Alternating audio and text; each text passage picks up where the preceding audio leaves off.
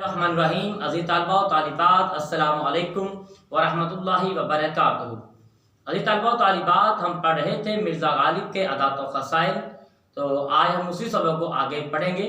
مصنف لکھتے ہیں مولانا الطاف حسین حالی، ایک صحبت میں مرزا میر تقی میر کی تعریف کر رہے تھے. شیخ ابراہیم ذوق بھی موجود تھے. انہوں نے سودا کو میر پر ترجیح دی، یعنی کہ شیخ ابراہیم نے سودا کو میر پر ترجیح دی. مرزا غالب نے کہا، میں تو تم کو میری سمجھتا ہوں، مگر اب معلوم ہوا کہ آپ سودائی ہیں. عزیز طلباء و طالبات، دو فقرے جو ہم نے آج پڑھے، دو تین فقرات انتہائی اہم ہیں اور ان کے اندر بڑا طنز کیا ہے مرزا اسد اللہ خان غالب نے شیخ ابراہیم ذوق پر.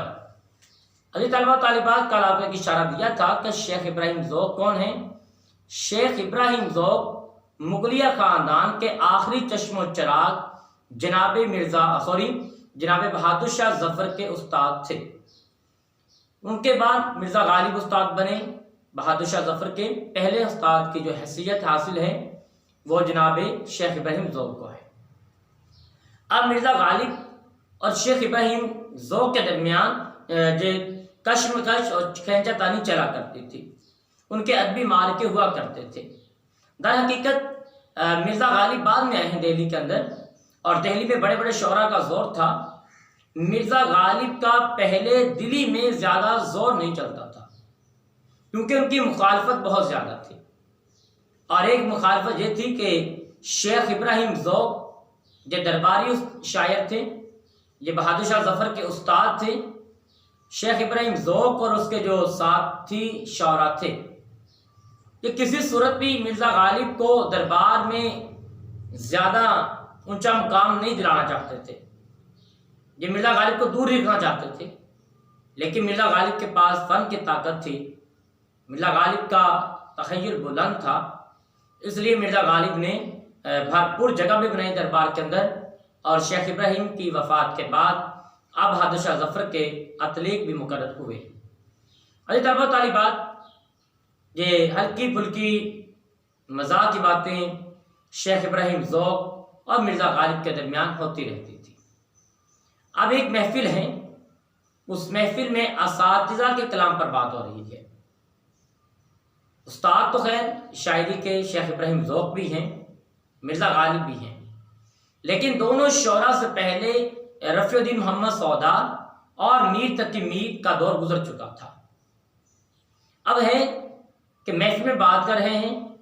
ابراہیم ذوق نے جب دیکھا کہ مرزا غالب کا زیادہ رجحان میر تقی میر کی جانب ہے، تو ابراہیم ذوق نے مرزا رفیع الدین سودا کو ترجیح دے دی میر تقی میر پر، اور کہا میرے نزدیک تو رفیع الدین سودا کی جو شاعری ہے وہ زیادہ اہمیت کی لائق ہے، قابل ہے بنسبت میر تقی میر کے. تو مرزا اسد اللہ خان غالب جو کہ انتہا درجے کے حاضر جواب تھے، انہوں نے فوراً ایک برجستہ فکرہ کسا شیخ ابراہیم ذوق پر. کہا میں تو آپ کو میری سمجھتا رہا، یعنی کہ میر کا طرفدار. آپ تو سودائی نکلے. سودائی سے کیا مراد؟ آپ کو تو مرزا رفیع الدین سودا کے چاہنے والے نکلے. یہ نسبت ہے سودا سے سودائی، یعنی کہ جو مرزا رفیع الدین سودا کا طرفدار ہے وہ سودائی کہلائے گا. لیکن آپ کی بات میں طنز کیا ہے؟ وہ چھپا ہوا طنز مرزا غالب کی زبان میں یہ تھا کہ میں تو آپ کو میری یعنی میر تقی میر کا طرفدار سمجھتا رہا، اور آپ تو سودائی نکلے. سودائی سے کیا مراد؟ کہ آپ تو مرزا رفیع الدین سودا کے طرفدار نکلے. یہاں تک تو ہوگی بات ٹھیک، لیکن اس کے اندر طنز چھپا ہوا کیا ہے؟ سودائی کا مطلب پاگل بھی ہوتا ہے، بے وقوف بھی کو بھی کہا جاتا ہے. تو مرزا غالب نے جو الفاظ کے ساتھ کھیلا کرتے تھے، جن کو الفاظ پر پوری دسترس تھی، پوری گرفت تھی ڈکشنری کے اوپر، لغت کے اوپر، اب ان دو معنی نکلے اس کے. ایک تو سودائی ہو گیا کہ رفیع الدین سودا کو ماننے والے، جبکہ دوسرا سودائی کا مطلب ہوا پاگل.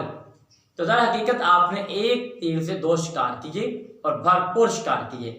جو پرانا دور تھا جو شعراء کرام کے درمیان چھوٹی موٹی باتیں ہوا کرتی تھی اور لوگ ان کو دلوں پہ نہیں لگایا کرتے تھے اور پوری محفل جو ہنس پڑی کشت زعفران بن گئی. عزیز طالبات لیکچر کا دوسرا حصہ ابھی آپ کو تھوڑی دیر تک مل جاتا ہے.